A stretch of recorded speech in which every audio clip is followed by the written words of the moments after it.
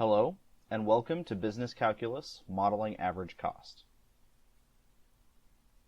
Using our knowledge of the graphing strategy, we can analyze important business functions such as cost, revenue, and profit.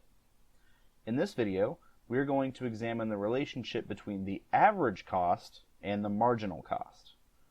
As a reminder, the average cost, which is written as C over line of X, is the cost divided by the production level X, and the marginal cost is the derivative of the cost function.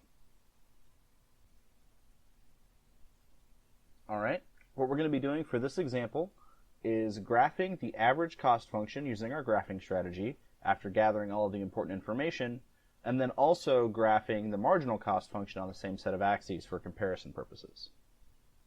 The cost function that we're starting off with is 5,000 plus 0.5 times x squared.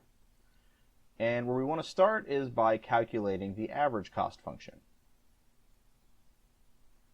So we calculate that by taking our cost function and dividing it by x.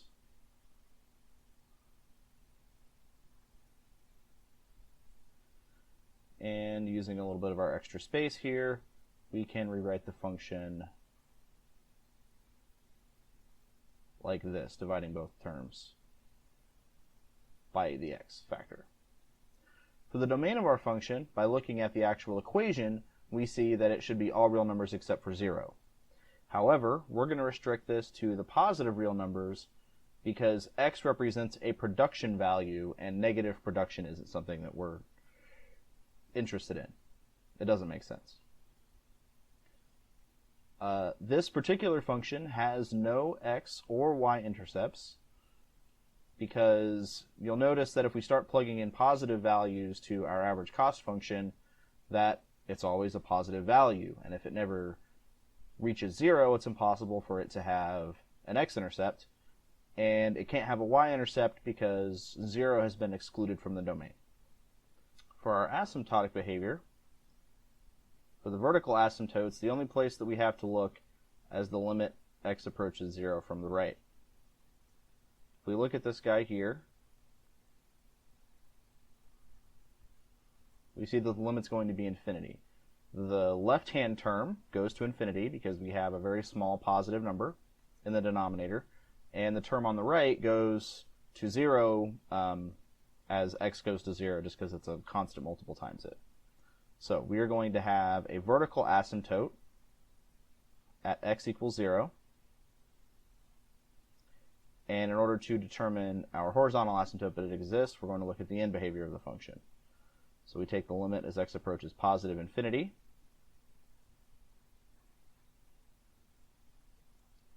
And this is another one that we can evaluate just by looking at it. The term on the left is going to go to 0 because we're dividing by a very large number. And the term on the right is going to go to positive infinity because it's a constant multiple times x. So there are no horizontal asymptotes.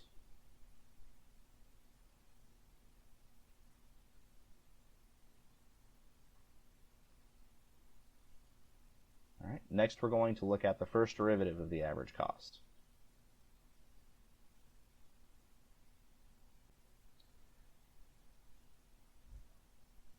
For our next step, we're going to calculate the derivative of the average cost function, or the marginal average cost function. So, this is just a power rule problem. We treat the first term as if it were 5,000 times x to the negative first, and so we bring out negative 1 as a constant multiple, and then decrease the exponent by 1. And the second term is just the derivative of a constant times x, which is that constant. Now what we're going to do is go ahead and give everything a common denominator so that we can rewrite this expression in a more useful form.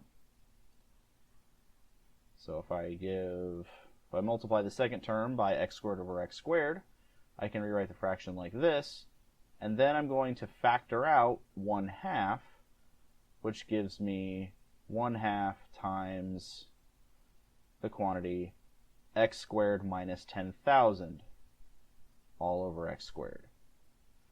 This is useful to us because x squared minus 10,000 is the difference of squares, which means that it has a factored form that looks like x plus 100 times x minus 100. We want to do this because it allows us to find the partition points very easily. So, the numerator, as we can easily see now, is equal to 0 when x equals negative 100 and 100. And the denominator is equal to 0 when x equals 0. Of these answers, we get to throw away negative 100 because negative numbers are not in the domain of our function.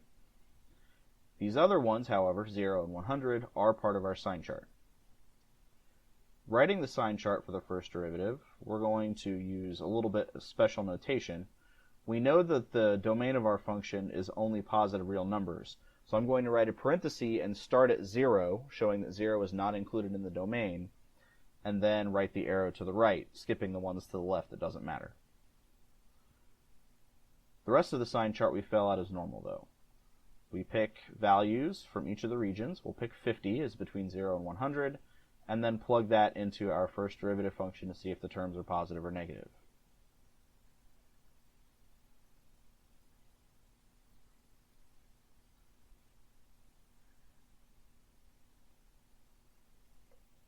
We see that for c prime of 50, if I plug in those values, that we're going to get a negative number because I have the 50 minus 100 term is negative while all the rest are positive.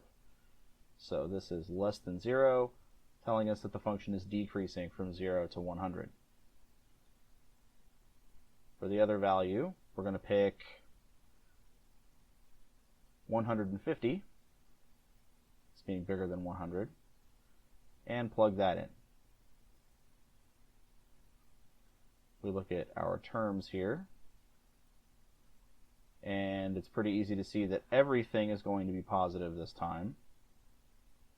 So we see that this number is greater than 0, which tells us that the function is increasing in this region. So we collect that information from our sign chart.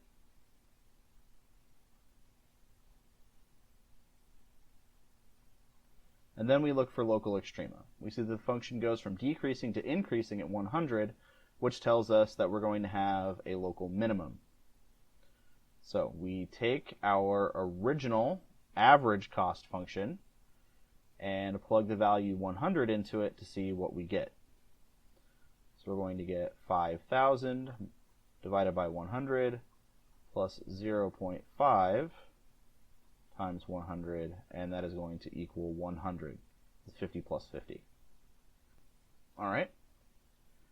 And this function is going to have no local maxima because we only have one sign change, and we've already accounted for that in the minimum value. Next up, let's look at the second derivative. All right. Now we're going to look at the second derivative of the average cost function. You'll notice that on the right, I have written the first derivative in two different forms. The first form was useful for us when we were trying to find the zeros of that function. However, the second form is significantly easier to differentiate because it's just a power rule in the first term and the derivative of a constant. So we're going to use the second form to differentiate. Remember, we often change the form of things to make sure that they're easy to work with. So don't be afraid to use prior work and be clever and not give yourself extra opportunities to make mistakes by trying to differentiate complicated expressions if you don't have to. So, the derivative of this function is going to be negative 2 times negative 5,000 over x cubed, using the power rule, which simplifies to a pretty easy 10,000 divided by x cubed. Easier looking than our other expression. For the partition points of our function, we only have x equals 0 because the numerator is a constant value. And for our sign chart, we don't have any additional partition points other than 0, so we only have to pick one value to look at. So we'll look at 1. The If we plug 1 into our function, we see that the value is equal to 10,000. So the function is always going to be concave up. And we can't have any inflection points because there was no change in concavity. All right. So that analysis is pretty easy. And here we get to go and put it all together and make our graphs. Okay. For our last step here, we're going to graph the information that we have about the function and put everything together. We start off with the one data point that we have collected, which is our local minimum of 100, 100. And then we're kind of in the dark about what the rest of the function does.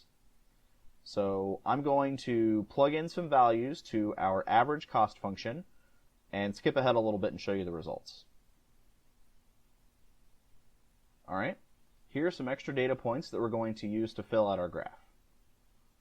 So we have 50, 125, which goes about there. We have 200, 125, which should be level with the other point that we just made. And then at 300, the graph goes up to about here, 2/3 of the way between 100 and 200. So if we are to use the rest of our information about the fact that the function decreases down to the absolute or the local minimum of 100, 100, and it's concave up, it's going to do something like this. And then the rest of the graph is going to do something like this, following those other values. And if we wanted to know what it was doing at 400 and 500, we can graph additional points out that direction. All right. The other thing that we were asked to do by the problem was graph the marginal cost function.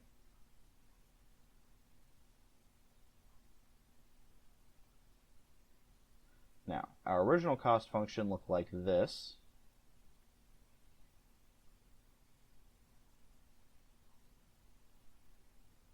So if we take its derivative, which is very easy to do, we get that it is just equal to x, because we have 1/2 times 2x, which is just x. So it's going to be easy to graph, and it's going to look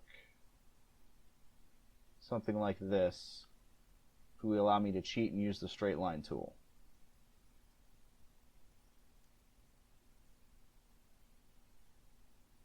Turn that off. All right. So here we have c prime of x, and in blue we have the average cost. So what we see at the bottom here, the intersection point, is where the average cost and the marginal cost intersect is going to be the minimum of the average cost. All right. As a last step, we're going to compare this to a computer-generated graph of these two functions to see how we did.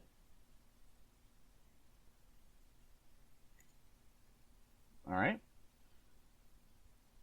Looking at these graphs, we see that we got very, very close to what the actual shapes were.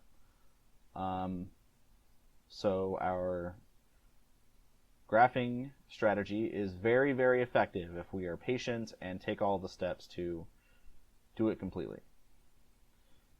All right, next up is our question.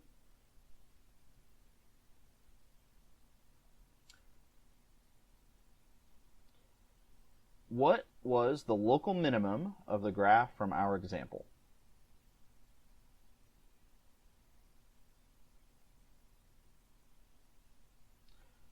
Was it 200, 125, 50, 125, or 100, 100, or none of these?